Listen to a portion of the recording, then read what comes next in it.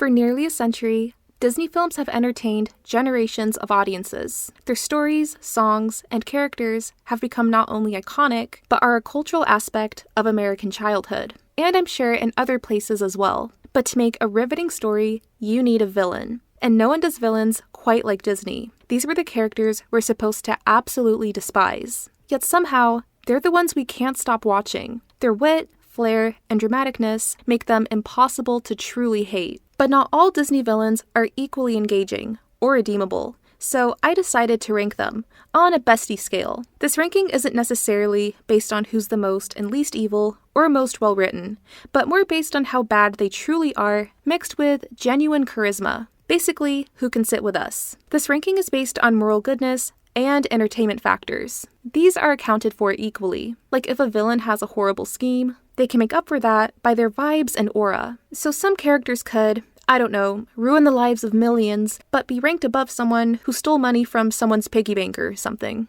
There are some guidelines on which Disney villains will be mentioned. For one, no evil characters from shorts or anthology films. There has to be a clearly visible villain. No vague concepts, so nothing from Dumbo, Bambi, or Bolt. No secondary villains, so sorry to Tamatoa. At worst, he was a bump in the road. Within the narrative, the villain needs to begin evil and stay evil, so a character like Denahi or Teka won't be included. We're anti-personal development today. Villains from sequels are fine, but there won't be any repeat entries. Each villain will only be judged based on their original appearance. Any portrayals from sequels, TV shows, or live-action remakes won't be mentioned. This ranking focuses only on the canonical original film version of each character. Like, we won't be looking at how Captain Hook got way dumber in Return to Neverland. And lastly, no Pixar. I can't stress that enough. At least for now. Also, Disney, especially in the 2010s, loves to throw in some twist villains, so just be prepared. Ready? Here we go. We're going to rank Disney villains from unforgivable flop to bestie. Starting with this ranking with the least redeemable, most evil, and least flawless at number 44 is the creepy coachman from Pinocchio. Pinocchio is in horrible danger for most of this movie. He gets led into the sketchy puppet show world, gets locked up in a cage, and as if he hasn't been through enough, there's this really weird guy out to kidnap a bunch of kids and send them away. Pinocchio gets tricked again by the out-of-nowhere anthropomorphic fox to go on a trip. What seems like a fun and hedonistic place is actually a ploy to turn boys into donkeys. To make money? This is $1 million construction. How did he fund this? And he can just charge $30 for amusement park admission. And there, he has an honest, lucrative, non-creepy business. Yes, I know it's a metaphor, but this is terrifying. Like, even his nameless henchmen are just orbs. Just so cursed. And his reasoning is that they had their fun, and now they have to pay for it. The children are acting like children. How dare they? The coachman is horrific, and I'm scared. He can't sit with us. He can't live in the same city as us. Too much stranger danger. Quick, let's go. Speaking of which, number 43 is Percival McLeach from Rescuers Down Under. So in Australia, there's an endangered golden eagle who can fly through the sky. McLeach is a wanted man determined to capture it. As he enters on a bulldozing monster truck thing, he's called out for being a poacher. And in the rescuer's tradition, he kidnaps a kid who knows the whereabouts of this eagle. I think kidnap would be considered more punishable than poaching, but I'm just assuming. Right now, the rescuer mice are this boy's only hope. While they deal with their own stuff, McLeach just does mental and psychological torment on a child. Like, he throws knives, tells threats, just really messed up stuff. He even has his mom convinced that he got deleted in the water, all because of some money. This tells so much about society. After capturing the eagle, he even tries to put him in the alligator pit. Oh, sorry, crocodile. He's evil. But after being pushed into the water by an actual mouse, he ends up in the croc pit and goes down a waterfall. Basically an unsurvivable feat. While McLeach is a genuinely scary villain, he has essentially no redeeming qualities. You could say that maybe he had to steal the eagle because he desperately needed the money for something, but I find that doubtful. He's enjoying himself way too much. From the kidnapping to menacing threats and keeping animals in cages, he's just a gross, creepy guy. Next.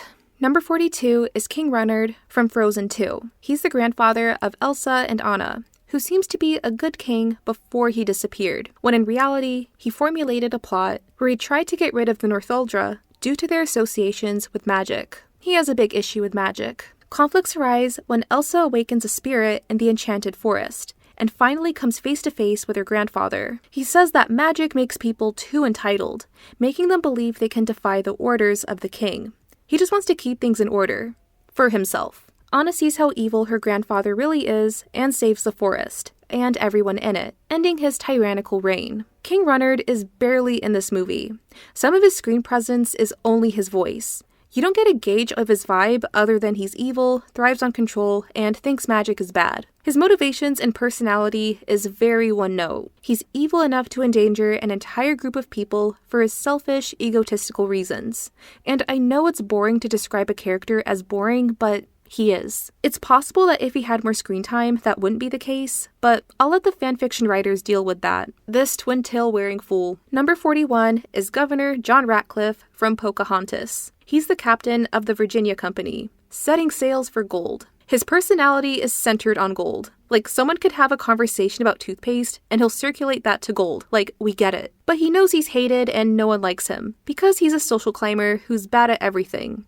And this excursion is his last chance of glory. He claims the land is his for no other reason than that he decided that, and then he'll have all the gold that isn't there. He imagines that because he has gold, the king will just give him the crown. Like, I understand that being a little bit delulu is okay, but there has to be a limit somewhere. His short victory ends when his company and men from the Powhatan tribe go into battle because there is gold on this land and they just want to keep it for themselves. Their trees and land being torn up has nothing to do with it. As his company is getting annoyed with him because all he does is sit in his tent and talk to his dog, John tries to tell him that there isn't any gold. But I guess Ratcliffe really doesn't want to do all this digging, battling, and searching for nothing. He proclaims that anyone who doesn't get rid of a native Powhatan person on sight will be tried for treason. And the unhingedness of that aside, I don't get how getting rid of anyone is going to help in this situation. He's been drinking too much seawater. After John is sent to be defunct by the Powhatan tribe, believing that he caused the passing away of Kocoum,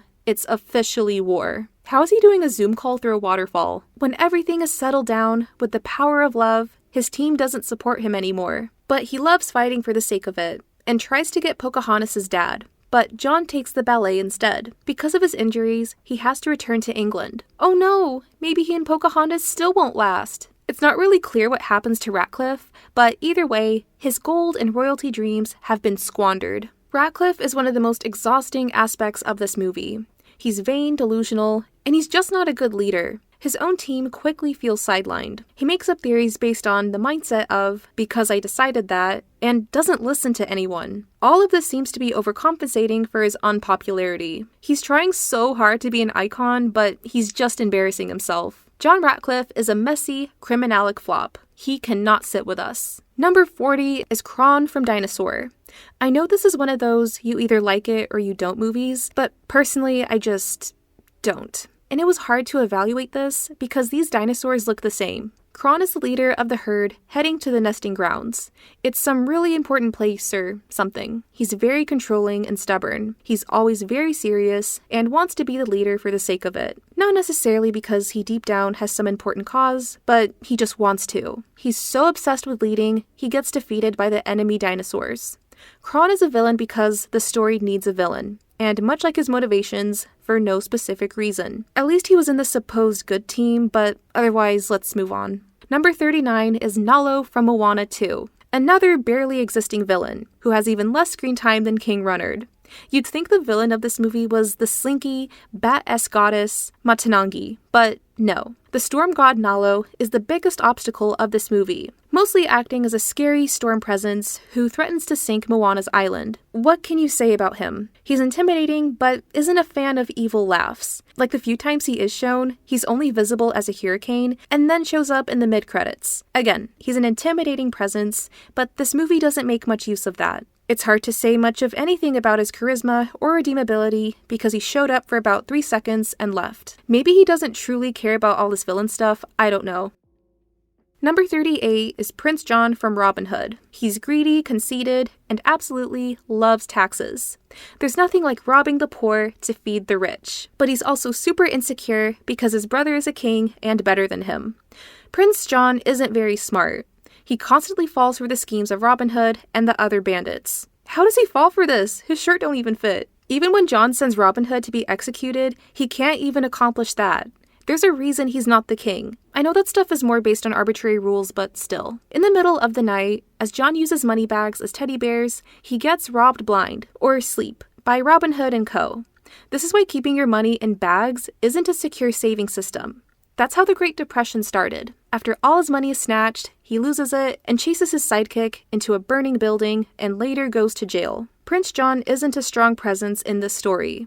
He's ridiculously easy to defeat, even while having a royal army on his side. Robin Hood winning in the end feels like a given, so his victory feels less victorious. John is intended to be one of those villains that aren't meant to be taken seriously. He's comic relief, only he's not funny. He keeps sucking on his thumb every 5 minutes, throws tantrums, and has to constantly remind that he's in a position of power. He's predictable, uninteresting, and feels lazily written. Number 37 is Amos Slade from The Fox and the Hound. Somewhere in Appalachia, one neighbor has a baby fox, another has a puppy. They soon become best friends.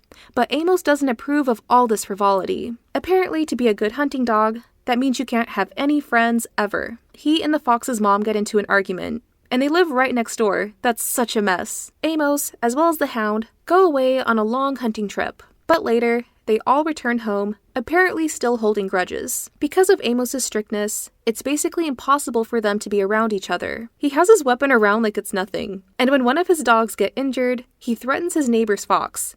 That may or may not be a crime. Todd is just trying to find some happiness. He makes a new friend, and Amos is still out to get him. But thankfully, he's not the best hunter, so he makes it out semi-safe. But when he gets cornered, his old friend tries to protect him. Amos changes his mind because his dog isn't as vicious as he is. The ending is ambiguous, so hopefully he learns something. Amos starts hating the fox because he sees him as a threat to his hunting. But he lives in the woods. He's competing with way more than one fox. There isn't much to say about him. He's violent, has a temper, and is constantly in a bad mood. And I don't condone his sexism, but he's a rough mountain guy, so it's not exactly shocking. Not much else to say here. Next. Number 36 is Edgar Balthazar from the Aristocats. He's the butler of a wealthy retired opera singer, who is the mother of a cat and grandmother of 3 kittens, one of which looks like Sabrina Carpenter. He seems relatively normal at first, but his world is turned upside down when her estate won't be inherited to him, but to her cats. Cats live about 13 to 20 years, and they have 9 lives, so it's going to take forever for him to get that money. To solve this problem, he gives the cats sleeping pills and throws them in the river. Wow. So if the fortune goes to the cats, doesn't that mean all he has to do is take care of them? And he doesn't even need to do all this? He's not very smart, but the kitties are, so they make their way back home before getting into a 1970s psychedelia party. When they come home, he tries to ship them away to Timbuktu, but the cat's friends beat him up, and then he's the one who gets shipped away. This villain is really evil, but also really incompetent, in an uninteresting way. He tries to do cat mistreatment over an issue that wasn't even an issue. I know that giving fortune to cats sounds crazy, but that's just bureaucratic stuff. This plot happened because he didn't think. I will say I am obsessed with Madame Bumfini. She's flawless. Number 35 is Judge Claude Frollo from The Hunchback of Notre Dame. He's a judge who looks for corruption in everything, except for himself. That is very realistic to how some people are. His issues are apparent right at the beginning. He chases a woman holding a baby. He hurts her, to say the least, and feels nothing about it. He even tries to drop the baby down a well, until a priest stops him. In order to not go to hell, he has to raise this baby himself. But he isn't doing a good job at this. He shelters and imprisons him in the bell tower for no reason other than he's physically disabled. And he wants to get rid of all the Romani people one by one. But the public doesn't really know about his horrible personality. He gets invited to events, but doesn't have any fun there because he's that much of a hater. He makes sure to take a good look at Esmeralda's disgusting display because he's so appalled. But when Quasimodo is crowned King of Fools, he notices that he did sneak out of the bell tower, and he is not happy. Everything out of nowhere turns into the Carrie at prom scene, and he just sits there and acts useless. I guess he has an hour-long headache because right when Phoebus and Esmeralda were having their rom-com banter going, Frollo demands for her to be arrested, but that can't happen since she's in a church. And he intentionally waits for everyone to leave so he can start acting weird. This dude's a freak. Esmeralda clouds his mind with unholy thoughts. He can't even sleep anymore. This obsession has gone off their rails. He even sets people's houses on fire for not telling him where she is. He later sends her to the stakes for witchcraft, but he gives her the option for him or the fire. And yeah, she really doesn't want him. After Quasimodo saves her, Frollo tries to use a dagger on him, but instead he gets told off. The reason the world is a dark, scary place is because of people like him. After revealing that Quasimodo's late mother was trying to save him, he suddenly gets glowing orange eyes and teeth and gets sucked into hell. From a story basis, Frollo is a well-written villain. His hypocrisy and overt judgments are all based on projection and hypocrisy, but he still believes he's doing something good while messing everything up. But let's be realistic. If he did sit with us, he'll probably start getting into everyone's business, smelling their hair, get creepy obsessions, no. All his character complexities and good writing doesn't change the fact that he is a weirdo. Number 34 is Lady Tremaine from Cinderella. She forces her stepdaughter to work as an unpaid servant for her and her horrible daughters. Aside from that, Lady Tremaine is a massive social climber. She already has a nice house, but she wants one of her daughters to marry into aristocracy. She knows that Cinderella is competition, so all she can do is put her down. She doesn't allow her to speak and gaslights her, saying that things go wrong because she intentionally caused it to happen. There's news of a ball coming up, where by royal command, every eligible maiden is invited. She allows Cinderella to come as long as she gets all her chores done and has something suitable to wear. To her shock, Cinderella does just that, and her dress is torn. Tremaine gently tells her daughters that they need to stop because she doesn't want them to get upset. At the ball, her daughters fail to make an impression with the prince,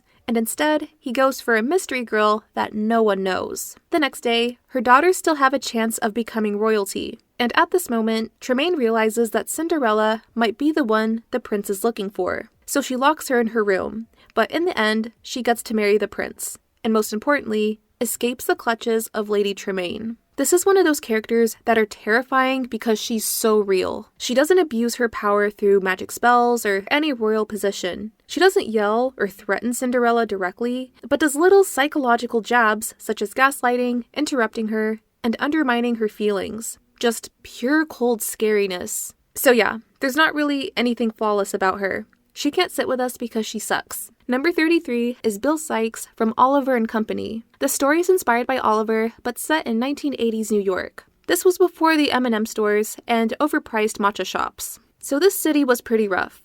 It still is. Fagin is a petty thief who owns heavy debt to scary business suit guy, Bill Sikes. He gives him 3 sunrises, 3 sunsets, individually. I don't like these mind games. Fagin stages a ransom involving Oliver. That's all he can really do when there's only 3 whatevers.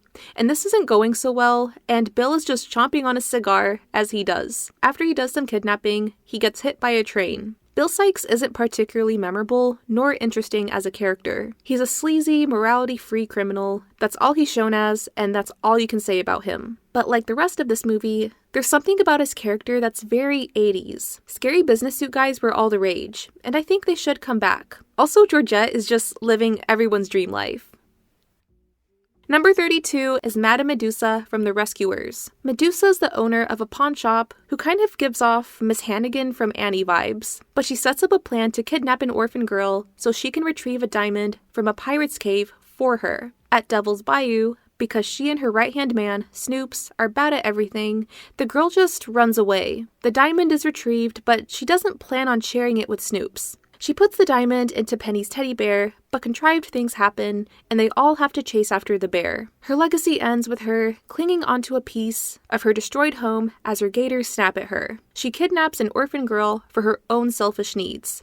She owns a pawn shop. It's not like she needs the diamond. I think she's doing okay. I have a feeling that all the stuff she's selling was stolen. She has all the makings of an iconic villain. She's over the top, has alligators for bodyguards, she wears falsies, has a weapon that she keeps throwing around, but she kidnapped and emotionally mistreats an orphan, and she's just not charismatic enough to make up for her evilness. All she does is talk about the diamond and complain to Snoops. Interestingly, her design was partially inspired by animator Milt Kahl's ex-wife. Make of that as you will. Number 31 is King Magnifico from Wish. He has one of the most screen time compared to most villains. And I'm about to say the word wish a lot. King Magnifico is a man with a wish, but his wish was destroyed. So he went to magic school and became a sorcerer. He made this kingdom so everyone will be safe. Their dreams can't be destroyed. There's also a law that when you turn 18, he can keep your wish. Asha comes over to the king's house thinking she has a good spot at becoming his apprentice. She asks Magnifico to grant her 100-year-old grandfather a wish, and then he starts complaining about how she was so fast to ask him for stuff. Anyone who gives him a wish will forget what they wanted, and he only grants them wishes that he believes will benefit him. Asha leaves the kingdom and gets acquainted with a star, which directly threatens Magnifico's power. The public starts to get suspicious as to why they don't remember some stuff and this dynamic of giving only one wish. At the point of where no one in the kingdom likes him, he creates a forbidden magic spear, and through the power of a song, he loses his power. His magic then turns against him, and then he imprisons himself inside the mirror. Very a simple wish vibes. OMG, another wish theme. As a character, he's obsessed with himself and stares at mirrors all day. He's really obsessed with being the handsomest and everyone seeing him as such. And I guess it's a little funny how he overreacts to everything and how doing his job is such an inconvenience. He also does some classic villain stuff like telling himself his own plan, throwing books into fire, and yelling, "Silence!" If only his villain song didn't sound like a back-to-school commercial. This movie randomly makes references to other Disney movies. We see Sleeping Beauty's dress, a Neverland reference, The Seven Dwarfs. Disney seems to be making an ode to itself. And Magnifico is what people think of when they think of a Disney villain. His theatricality and over-the-topness is okay at first, but when every scene involves him cackling and insulting his enemies, it just gets repetitive and kind of draining. He did switch up the formula of a twist villain, I can appreciate that, but I guess his over-the-top melodramaticness was to make up for all that lost time of obviously threatening villains. He can't sit with us because I feel like he'll constantly be asking for reassurance of his greatness, and that's just being needy. Number 30 is Khazar from the Wild. A group of zoo animals escape New York City and go to the shores of somewhere in Africa. Don't even say it because this movie was in pre-production first. One of them is taken to the party cave of Khazar. Leader, prophet, choreographer. The wildebeest are tired of being lower than the lions, and aim to no longer live as prey, but as predators. Khazar is vicious, but can be really nice. He has his entire team to worship a koala. When he thinks he can delete the lion and his cub, he does villain one-liners, but the lion basically says, "Never speak to me or my son ever again." But Khazar's own team goes against him, and then he gets trapped. He can't leave the cave of falling rocks. I don't know why, but this movie was particularly hard to get through. Even if the plot is collapsing around Khazar, and his friends are really a bunch of haters, but at least he has fun while he's doing it, while it lasted. He is the least annoying part of this movie, but that's not saying much. Number 29 is Professor Robert Callahan from Big Hero 6. He's one of Tadashi's professors, and even gives Hiro a chance to go to that school, like right then and there. I don't even think he's in high school yet. When attempting to get something very important from a burning building, Tadashi is no longer, leaving Hiro with his marshmallow invention. One night, the team of scientific misfits come face to face with a masked, scary guy. This could be one of those good news, bad news things if you like to be chased around by a tuxedo mask type dude. It turns out the man behind the mask is Tadashi's old professor.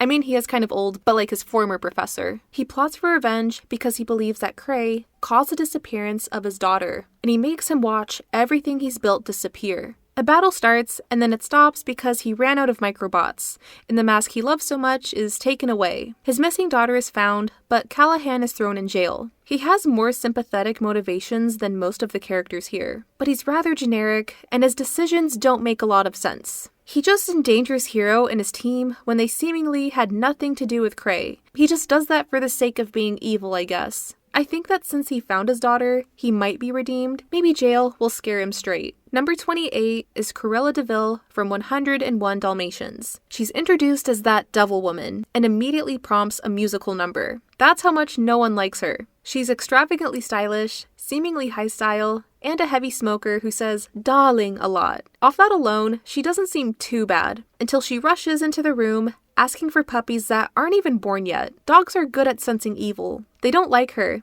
and she even made a pregnant bitch cry. Cruella doesn't care, because she doesn't love anything. Her only true love is furs.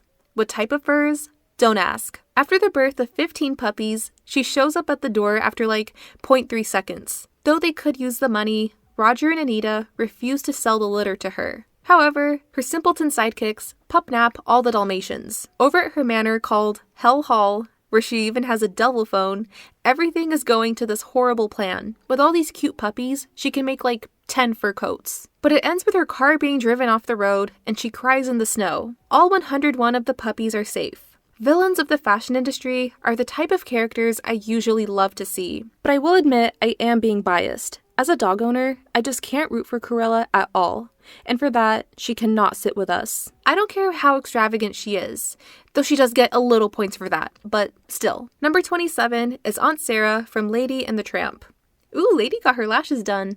This movie is about two dogs who grew up in completely different worlds. Lady grew up with fancy designer dog bowls and manicures, while Tramp gets his snacks from a restaurant trash bin. But Lady's life isn't perfect.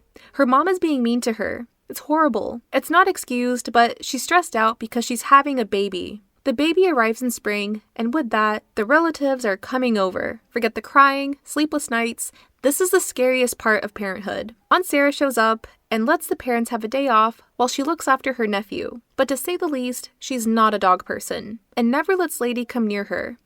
By the way, the baby didn't have any issues with crying until she showed up. Aunt Sarah also has Siamese cats, who mess everything up and decides it's Lady's fault because she doesn't like her, I guess. Lady is having none of this, so she runs away from home and a bunch of stuff happens. Back at the house, Sarah tries to get Tramp taken to the pound and locks Lady up, but all is well at the end because Tramp gets to live in the house. At Christmas, Sarah sends biscuits for the puppies, so at least she did that. At best, she's the kind of relative who tries way too hard to help, but often does more harm than good. At worst, she's very biased and judgmental.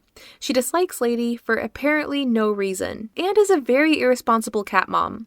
They clearly weren't raised well, but honestly, compared to most Disney villains, her worst crime is just being annoying. She's not evil, just exhausting. Number 26 is Gontu from Lilo and Stitch. Dr. Jamba Chukiba created the most destructive experiment ever made.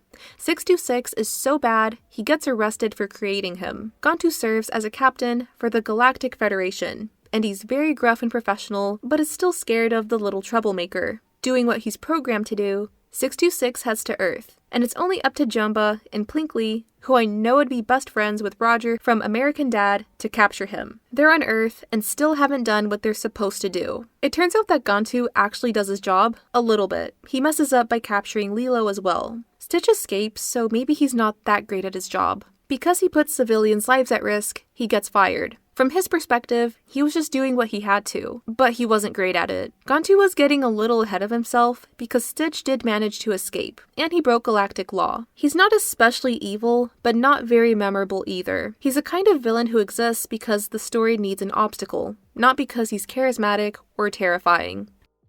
Number 25 is William Cecil Clayton from Tarzan. He's hired as protection during an exploration to see gorillas. That could be easier to do if he didn't keep firing off his ballets every 9 seconds. After Jane reveals that there's a loincloth ape man who can help them find what they're looking for, he's not interested in all these girlish fantasies. But he does meet Tarzan and doesn't seem to grasp that he's never seen human civilization before. Like, he does that thing where Tarzan doesn't understand him, and he just does the same thing louder. After showing everyone the gorillas, Tarzan seems willing to go to England with Jane, but Clayton manipulates him because he's very well aware of how naive he is. He has a scheme where he'd kidnap gorillas and sell them for £300 sterling, like for each. If it's for all of them, that's not a good business model. He and Tarzan later get into a knife fight, which ends with Clayton being strangled by jungle vines. Jeez, Disney! He's very much a Victorian evil guy in his essence. He has his weapon, and he loves to use it. He's gruff, greedy, and conniving, all in a generic way. Not much of a flawless icon, he's just another I want money for no particular reason type. But he would be entertaining because he does seem very easy to irritate, and you can give him a headache. Number 24 is Commander Lyle Roke from Atlantis, the Lost Empire. Some nerd thinks he solved the puzzle of finding the lost city of Atlantis. He gets a chance to go on an exploration, and the commander seems alright at first. Like a good trustful leader. But when Milo comes back from his date, he realizes that everyone in the team was just going on a treasure hunt to find a crystal. Lyle doesn't see it so simplistically. He calls himself a venture capitalist. He takes away Kita after she freezes? Half of his team no longer want to work with him. They had no issue with all this like 3 seconds ago. I don't know how I feel about them. But after messing with Kita's prison chamber, he gets a really brutal demise. I'm not really sure what happens to him, but that's what makes it so scary. He's another villain fueled by money and greed. He tries to get what he wants through intimidation and force. But I don't know, he's just so shameless about it. He doesn't try to moralize anything or need the money in any particular way. He'll just smirk through everything as he happily lives his reign of evil. But he starts off as normal. He recruits Milo, inspires the expedition team, and seems genuinely interested in exploration. His betrayal is gradual and calculating, but in the end, he's consumed and destroyed by the greed for Atlantean power that motivated him. He can't expect to do something like destroy a nation without getting some pushback. Number 23 is Dawn Bellwether from Zootopia. Judy Hopps wants to be an officer, even though she's a rabbit. I'm not sure why she and Judy are the same size. I'm pretty sure sheep are bigger than rabbits. But she's very corporate, professional, all for the Mammal Inclusion Initiative. Not sure that would exist today. Dawn's life is rough. Her boss is mean to her. Her office is small. Her only gift of appreciation is a horrible mug. Her wool is touched out of nowhere, which is very rude. This happened to me before. So there's a situation where the animals are going savage. And within 2 days, this case is miraculously solved by Judy and some other guy. But Judy loses her closest snarky friend when she says that the citizens of the predator family are more likely to go savage due to biology. And Bellwether told her she did fine.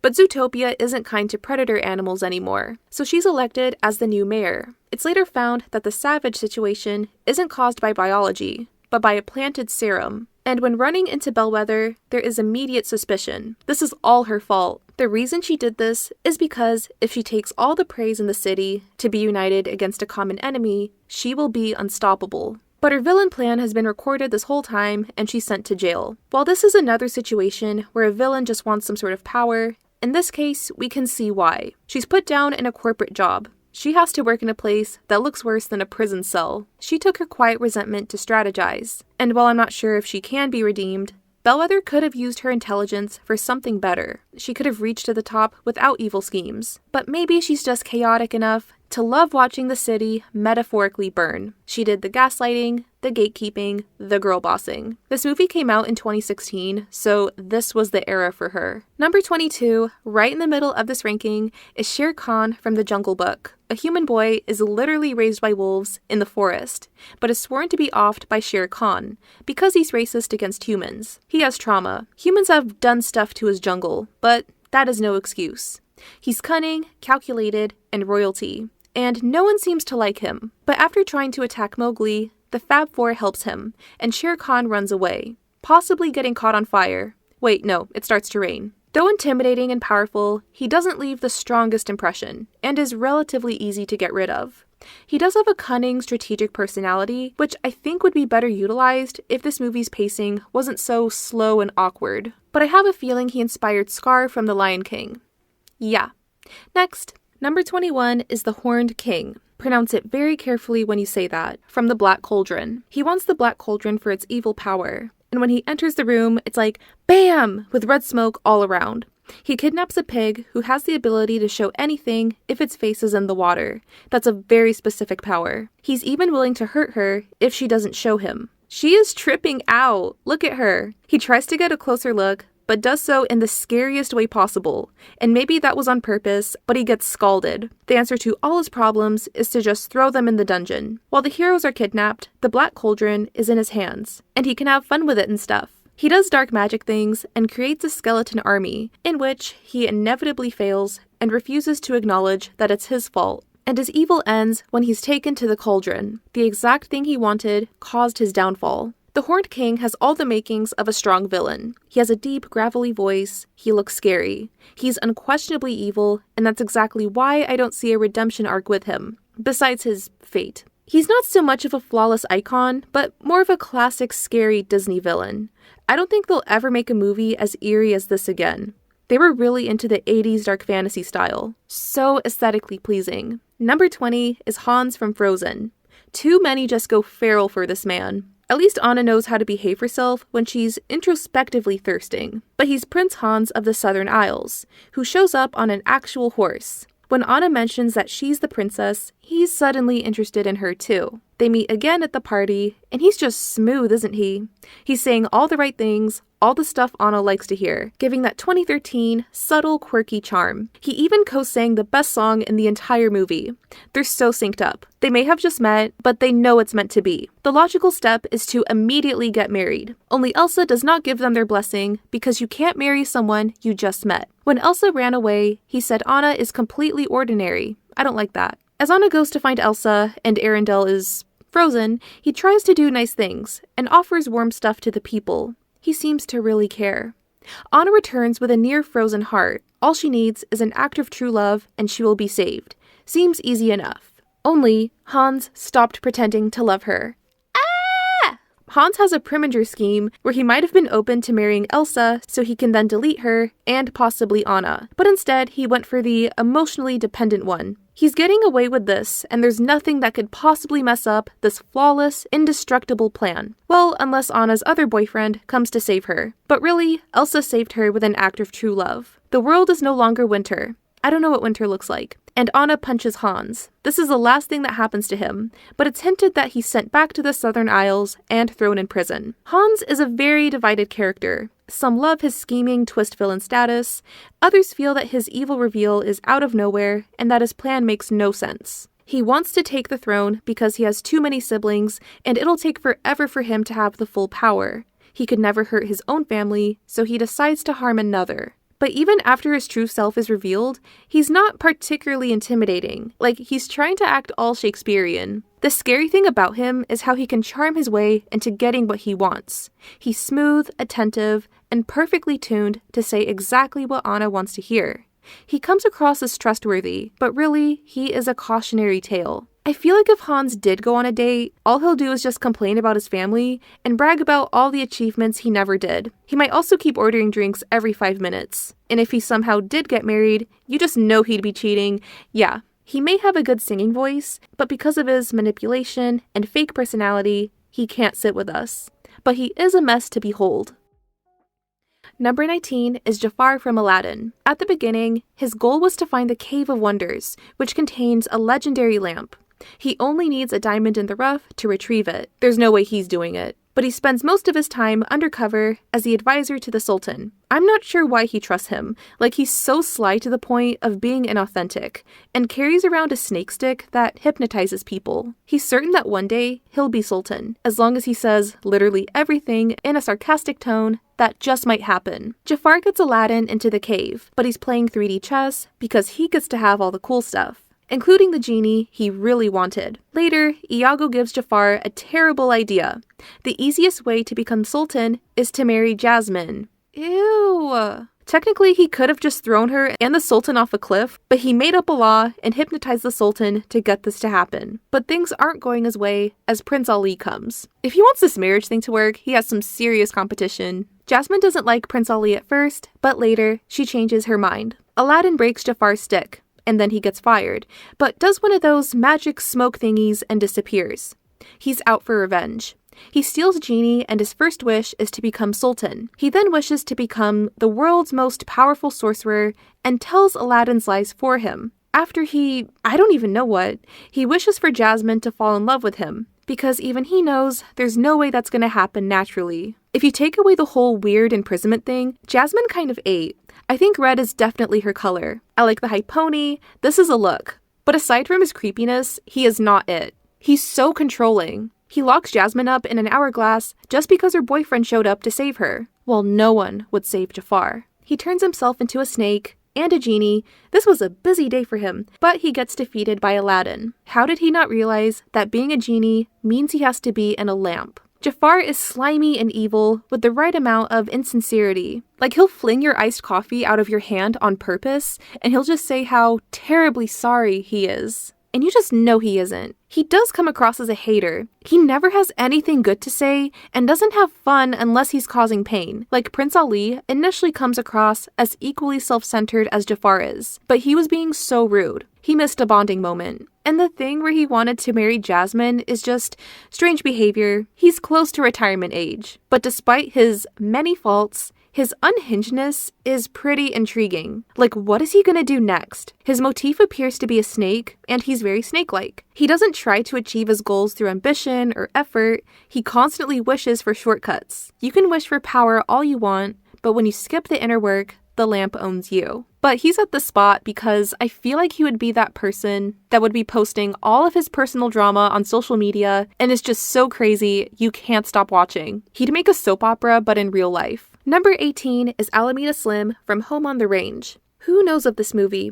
I feel like no one talks about it. I'm surprised because it has decent meme potential. Alameda Slim is wanted for a lot of money.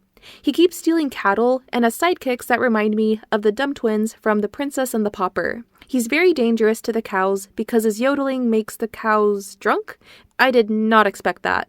But he wants to steal cattle so he can force all the ranchers to foreclose their farms and then buy their property. And then he can have revenge, money, power, and stuff. But this plan seems pretty contrived. It requires paper-thin disguises, money laundering. Wouldn't it just be easier to take the cattle and sell it? No, I don't condone stealing cows. He made a deal with a black market cow dealer. That probably really is a thing. But 3 out of 5,000 cows have gone missing. And that's not good enough. 1920s Mr. Pink is so pedantic. But after some stuff happens, he buys the farm that was supposed to be saved, and then gets beat up by actual farm animals. That's got to be humbling, and goes to jail. This is the Old West, so he basically got deleted. The yodeling superpower thing is what gets a lot of points here. Like, it's just so bizarre, it kind of works. And he takes it seriously. It's a work of art. And while forcing farmers to foreclose their livelihoods isn't the best, it's not like he's trying to directly hurt the cows, I guess. If he used his abilities for the greater good and got lots of counseling to get rid of the need of revenge, there might be some sort of redemption. Number 17 is Captain Hook from Peter Pan. Captain Hook is the leader of pirates, who are also pretty bad at everything. Besides that, he's not only out for treasure, but revenge. His arch-nemesis Peter Pan is the reason he lost his hand.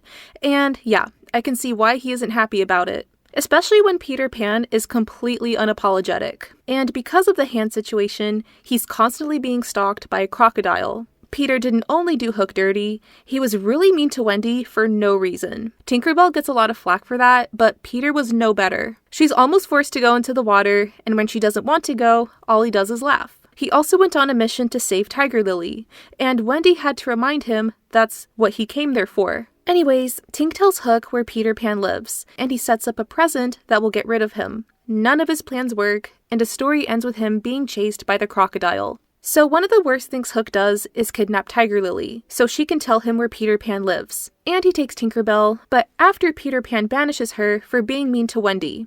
Only he's allowed to do that. And Hook made Wendy walk the plank. Okay, he does things that are pretty irredeemable. He may do things that are wrong, but he's just going through a lot, as well as his support system being pretty useless. And can you imagine being a grown pirate, constantly being shaded by a 6th grader? That is embarrassing. It reminds me of the movie Uptown Girls. I'm aware he has all the makings of being an embarrassing flop. One big reason he's up so high is because of his relatively high ranking of understanding where he comes from. It did outweigh the charisma aspect a bit. His villainy comes more from wounded pride instead of pure malice, but he's terrified of failure, and who isn't? While he does bad things, he just needs to work on some stuff. For years. Number 16 is Gaston from Beauty and the Beast. Disney's dumb jock stereotype. Of all the girls in town, he has to have Belle. He only deserves the best. And I mentioned this in the previous Disney ranking, but he openly doesn't like girls who read, and yet is obsessed with Belle, who is known for reading all the time. Very interesting. He even sets up a wedding despite not even proposing to her. He just decides that her dream life is to be married to him with 7 kids, and somehow this amazingly crafted plan doesn't work. He doesn't get it. What Belle really wants is an adventure in the great wide somewhere, and she'd get just that in a cursed castle. But he arranges some bribery. He will have Belle's dad locked away unless she marries him. How desperate is he? Belle has that divine siren femininity or whatever. But after Belle proves that there is a beast in a castle, he uses fear to control everyone around. He's shown to be powerful and manipulative, rallying an angry mob armed with torches to hunt down the beast. This team is inadequate, but the chaos ends with a rooftop fight as the rain pours. And it ends with him going all the way down. I feel like Gaston's interest towards Belle isn't necessarily because of who she is, but because he likes the idea of changing her. Again, he doesn't like that she's into books, and he tries to convince her that the best option is to marry him, because he's just so great. How could she not want that? This fixation is comical but still menacing. Like, he already has 3 girls who are obsessed with him. They had meltdowns when they thought he was going to get married. Granted, they were birds, but he's as bright as they are, so they match. They'll cook him meals and everything. But given his horrible personality and personal failures, Gaston is so much of a flop, he kind of becomes an icon for that. You just want to see what type of foolishness he'll do or say next. To appease his overzealous ego, he needs an entire bar to sing about how great he is. Because of his constant need to be in the spotlight, I don't think he can sit with us. It's not just that Gaston is evil, he's spectacularly bad at it. However, his strongest suit is manipulation, and the ability to get others to listen to him. He's just airheaded enough to be convinced to influence the public into something good. He thrives on ego, so he'll just be happy people listen to him and not think too much about it. He is useful for something. Number 15 is Shan Yu from Mulan. While Mulan is going through angst, there's bad news from the Imperial City. The Huns have invaded China, and the leader of this invasion is Shan Yu. He's like a big, scary guy, with an evil hawk sidekick. He's out for revenge because he didn't like how the Emperor built a wall, challenging his strength. After the soldiers sing about how they don't want a girl with a brain, they all go into battle. Mulan manages to delete half of his army, and he is not happy. Mulan tries to warn the army that Shan is out for revenge, but she gets ignored. She's gonna have the biggest I told you so moment once she gets with Shang. Shan Yu's army kidnaps the Emperor and completely ruins the party. Even if he did overtake the Emperor, literally no one around will like him. What's the fun in that? In the midst of being disrespected by the Emperor, he does some cool sneaky movements, gets an entire action movie sequence, but Mulan gets the last laugh when she has her blockbuster, "Not quite" line. With his belief that his plan is 100% perfect, he gets a rough end with some fireworks. Shan Yu is clever, calculated, and revels in his snarky confidence. He is a very intimidating villain, but he did try to intimidate and overthrow an entire nation, so there's not a lot of redeemability with that.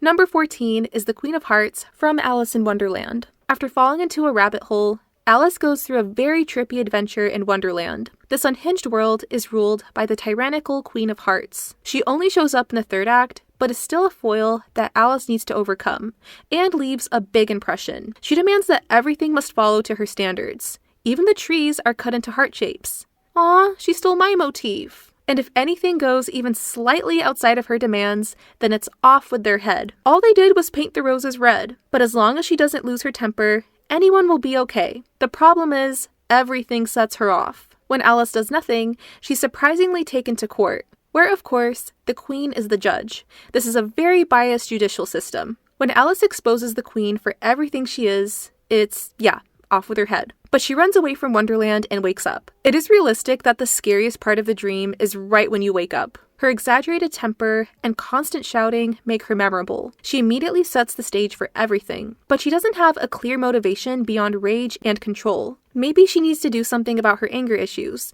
and she won't have such a bad attitude. She is a huge perfectionist, or just a tyrant, and has a famous catchphrase, so at least she has that going for her. Number 13 is Doris from Meet the Robinsons. It may seem that Goob is the villain, but he's just misunderstood. He's doing his best. The sentient hat Doris is the main villain. How do I evaluate a hat? I guess she's kind of cute. She's giving 1890s London, and she tries to help when she can. Doris helps him cheat at a presentation by passing a different experiment as his own. Doris was made simply as a helping hat, but her artificial intelligence believed that she had more potential, like evil ones. She wants to make 1,000,000 Dorises and take over the world. The orphan has to go back in time, promises to never invent her, and she combusts into flames, or something of the sort. Doris is an invention who becomes more intelligent than the people around her, and she wanted to use that for her advantage. Since Doris is a hat robot, she's never loud or does anything too crazy directly. She's quietly calculating, all while representing the dark side of innovation. Her plans may not be the most wholesome, but she did cultivate something with the intelligence she was given.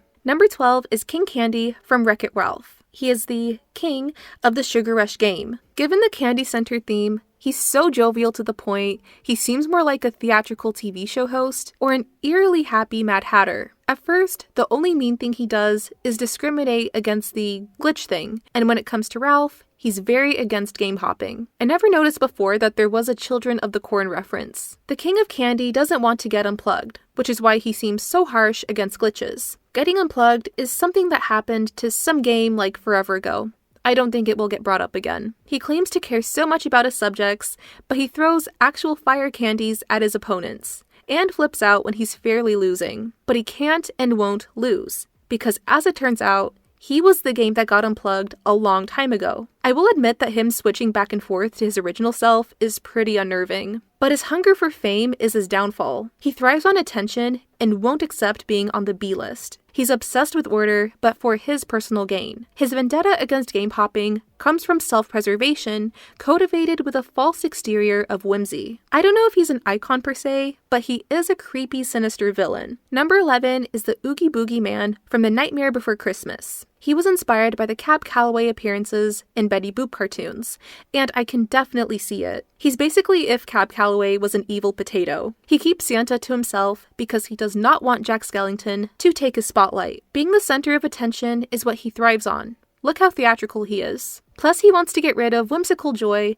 to replace it with chaoticness. Only, he can never be the target of it. Why won't anyone understand that it's all about him? He gets defeated by having his cloth torn, which is the only thing holding him up. So all the bugs fly away. Oogie Boogie is mean and sassy while utilizing a gambling motif. So of course he doesn't play fair. I don't like how mean he is to Sandy Claus and Sally, but he turns villainy into a performance, like a Vegas showman of evil. While he is unforgivably evil, his flashiness and jazzy aura are his more redeemable qualities. Number 10 is Scar from The Lion King. He was first in line to be king until his nephew was born. He can't leap for joy. He takes his anger out on an innocent mouse, and he almost eats a toucan. At least he knows he's weird, but he does what he can to become king. The hyenas are constantly hating on the lions, but Scar still sees them as useful. He convinces them through song to assist in his evil plan of deleting his own brother, and that's exactly what he does. He tells Simba to run and never return. What he really means is he'll have the hyenas almost have him for dinner, and for now, he won. Scar is king, and he offers a chance for lions and hyenas to live together. That doesn't sound like a bad idea. He's really enjoying himself, as long as you never say that name that rhymes with Mufasa. It's against the law to say it in his presence. Might that be from guilt? He's not particularly good at being a leader, though. He promised the hyenas lots of food, and that still isn't happening. It becomes a serious issue for everyone, and he just doesn't care. When Simba returns and finds the truth of what happened to Mufasa, Scar nearly does the same thing to him. He confesses what he did, and never even considered that Simba might fight back. But then everyone knows the truth, and they all get into a totally confused fight. He even tries to blame it all on the hyenas, the exact ones who supported him, and they are not happy. His reign ends with them hounding him. Scar's story shows that you get what you give. He's very clever and does whatever it takes to get what he wants, feeling that he should be the king because of his own vanity and need for control. When stuff is getting complicated, he feels no shame lying and blaming everyone he can think of. However, his wit, sarcasm, and sass has something going on, and watching him scheme is riveting, if you're careful to stay out of his way. But if he could just get over his pride and chill for a minute, his sharp humor and theatrical personality makes him someone you'd want at a party, just not in charge of it. In real life, I imagine he'd be the slick middle manager, plotting to overthrow the CEO, accomplish that, then wonder why everyone quit afterwards. But his delusions and inability to read the room is like watching internet drama in real life. He's better off making semi-autobiographical manifestation videos. Scar earns a spot at the table, only to keep things interesting. So he has a scar and his name is Scar. Did his mom name him that? Or is that just a nickname? Number 9 is Professor Patrick Ratican from The Great Mouse Detective. After a bat kidnaps a rat, a detective, who is also a rat, theorizes that this is the doing of Professor Ratigan, aka the Napoleon of crime. He has a picture of him on his wall for some reason. Ratigan has some self-awareness. The toymaker who is kidnapped calls his schemes evil, and he doesn't even argue with him. He openly acknowledges his plans as crimes, and enjoys being called the best criminal mind. He is that shameless. As if he wasn't theatrical enough, he wants to be the ruler of all mousedom, even wanting to take down the queen. His insecurities shine through when he's referred to as a rat, even though it's in his name. He is a mouse, and you better not say otherwise, because he will send a cat on you. It's a little wholesome that a cat and a mouse are happily working together, if you squint, and close one eye. Being in the rodent family and using a mousetrap on mice sounds despicable. You'd think they'd stick up for each other. But again, Ratigan thinks he's better than everyone. He further continues psychological torment by playing a record of his own song for his victim's last moment. Can you imagine being chased by a mechanical version of you? That's surrealist nightmare stuff. He stages his own coronation. Again, if no one likes him, what's the fun of being king? You can't win them all, but you'd want to have at least some fans. Maybe they'll like him if he didn't make 96 new laws and heavily taxed everyone. His 5 minutes of glory ends when his scheme is exposed to everyone. He gets called a rat and flips out. All his moral failings lead him to falling down the 316-foot-tall Big Ben. Ratigan is very conceited and extra, and just the right amount of delusional. Like he doesn't acknowledge and accept that he is a rat. When he's setting up his role, he does come across as an icon, but when he actually achieves that, he does become an embarrassing flop. I guess he's so certain that he can't lose, he doesn't even make up a plan if things go wrong. It's like a mix of narcissism and laziness, and that's so fun. Ratigan is basically Basil if he ever stopped pretending to be humble. They're both dramatic, theatrical, and obsessed with being the smartest person in the room. But Ratigan doesn't have the moral breaks. Ratigan's arrogance is so towering, it's poetic that he falls from one of London's tallest towers. Whether or not he can sit with us depends on the day. If he's planning some nonsensical kidnap schemes, then no. But if he's just being vicious and messy, which, let's be real, a lot of us are, then maybe. Number 8 is Mother Gothel from Tangled. She is a witch who relies on an enchanted flower to retain her fountain of youth. But when the princess takes on the flower's power, she kidnaps her and locks her in a tower. As long as her magical hair is never cut, Gothel can keep doing whatever it is she likes to do. She knows she's a strong, confident, beautiful young lady.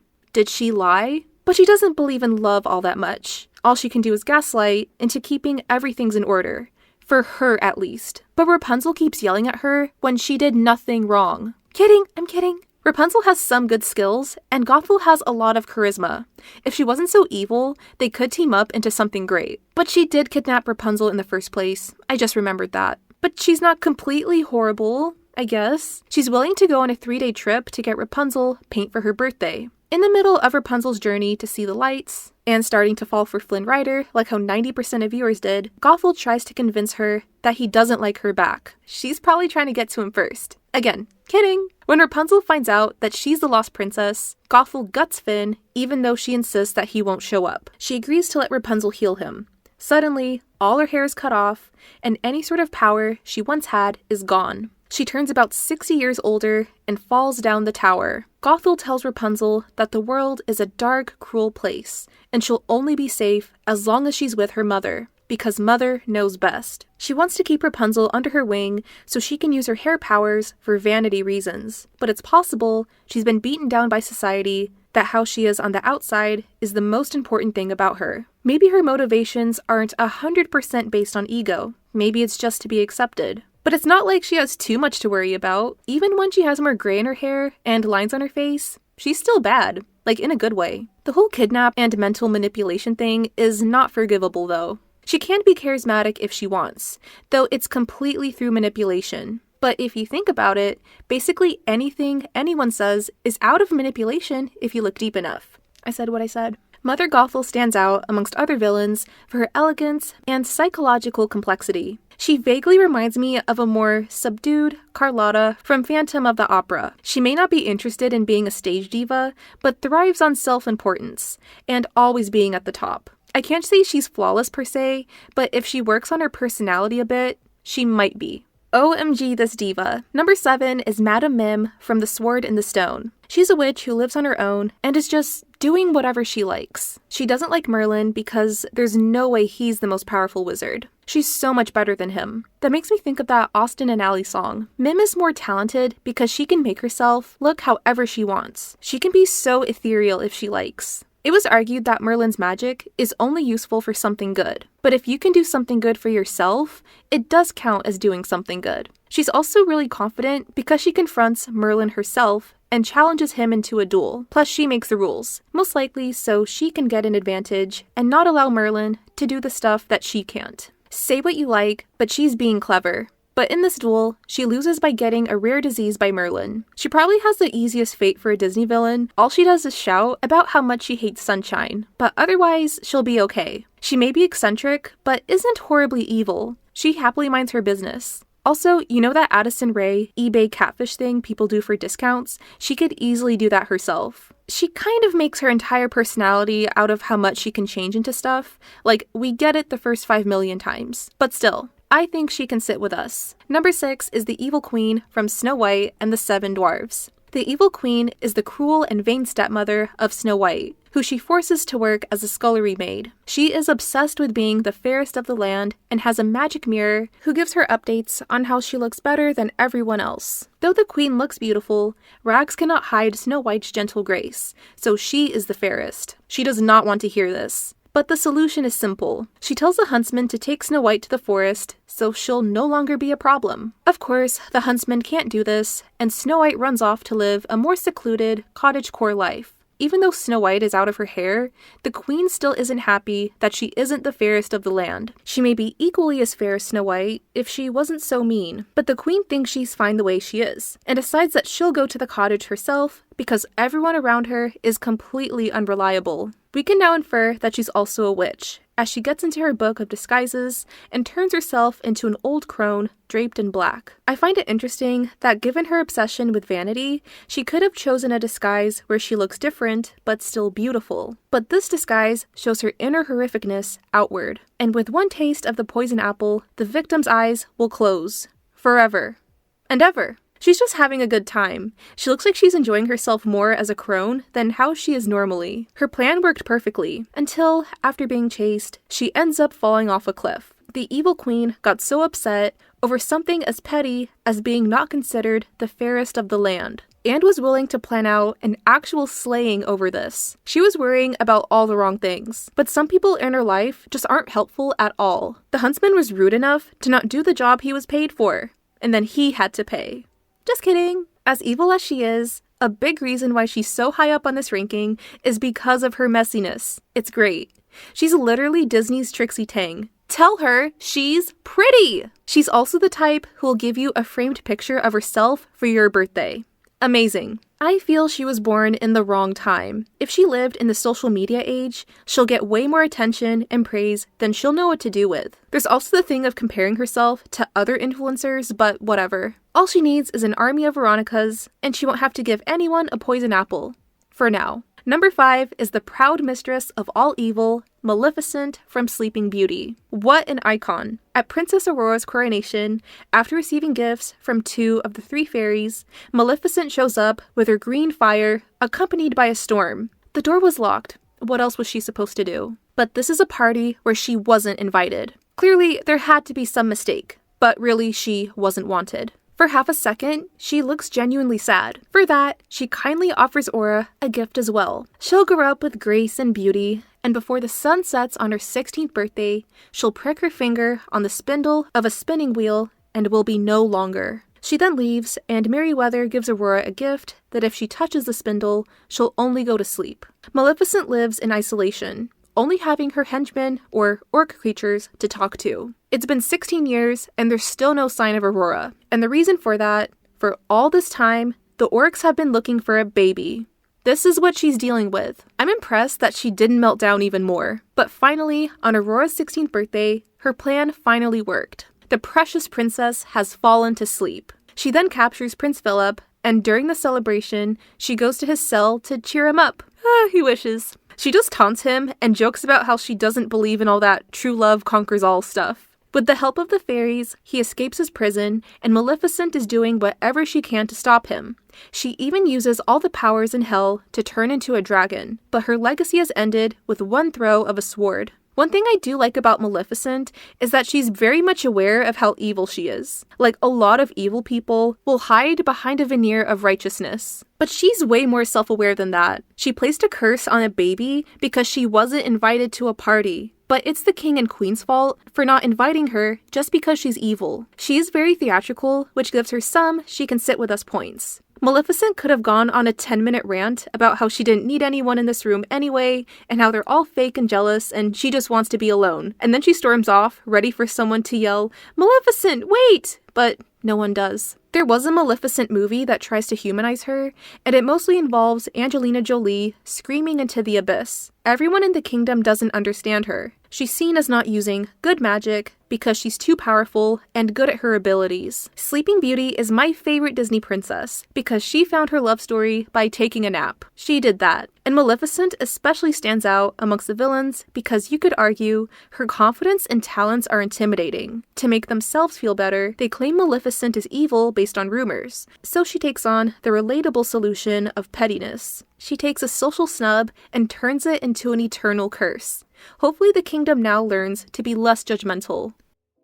Number 4 is Ursula from The Little Mermaid. I know you may judge her for taking people's souls, but who is the real victim here? Ursula lives away from the kingdom, banished, all alone, and shunned as evil. That may be because she does evil things, but still. It's just not fair, judging people for their personality. All she can rely on is 2 eels. When you lose everything, you start learning who your true friends are. Ariel comes to her in the hopes of becoming a human. She can have legs as a trial run, and is given 3 days to have Prince Eric to fall in love with her. And then she can live as a human forever, meaning she'll never see her family again. All Ursula needs is her voice, which is exactly what Eric liked about Ariel, contrary to what some lazy critics may say. The voice thing is just so Ariel can't accomplish the falling in love situation, and she has another soul for keeps. Ariel signed her name without reading the fine print, and bam! She's on a river date with Eric, who is giving "I'm not interested" vibes half of the time. Right when they almost kissed,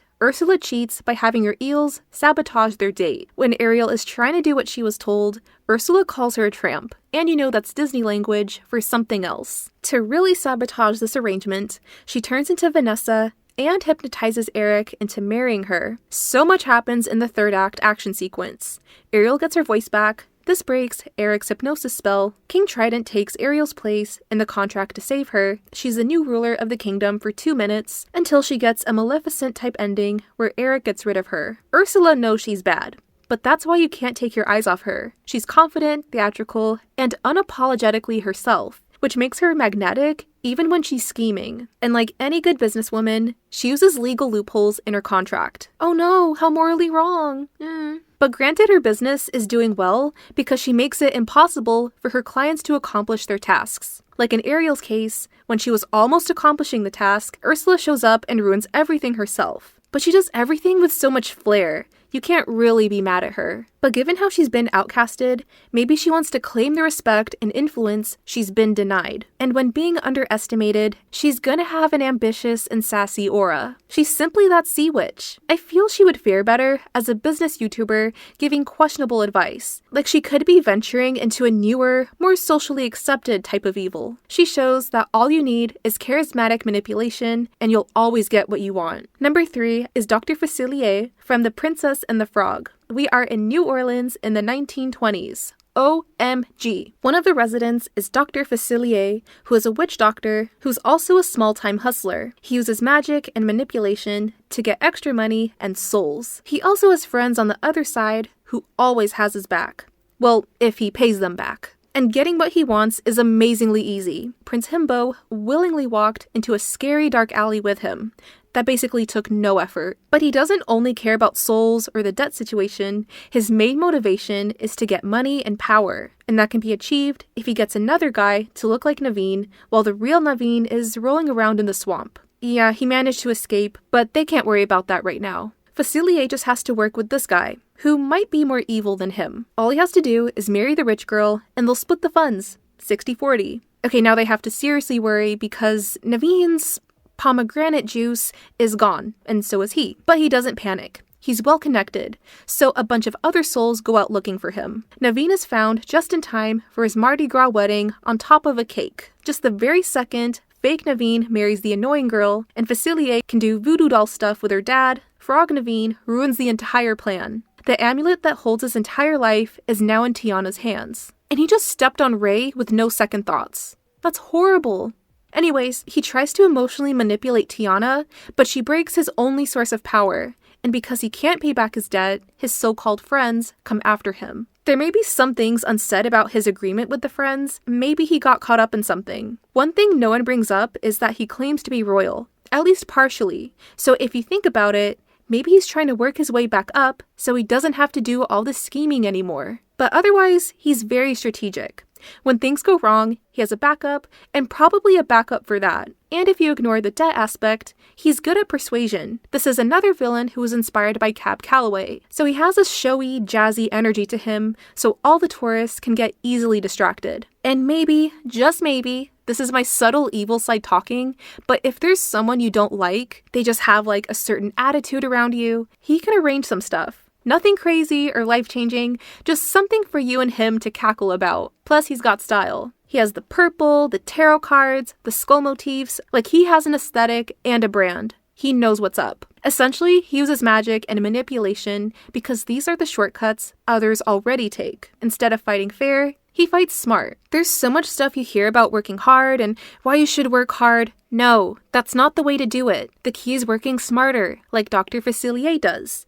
But maybe not exactly like him. Number 2 is Hades from Hercules. His story starts by showing up to a party only to say he can't hang out. Love that. They're being so shady just because he rules the underworld, and they all get to live in the bright, glorious Mount Olympus. But he's still a ruler of something. In the villain tradition, his support system is horrible, and when he rightfully gets angry, he can bust in flames, but gets over it real quick.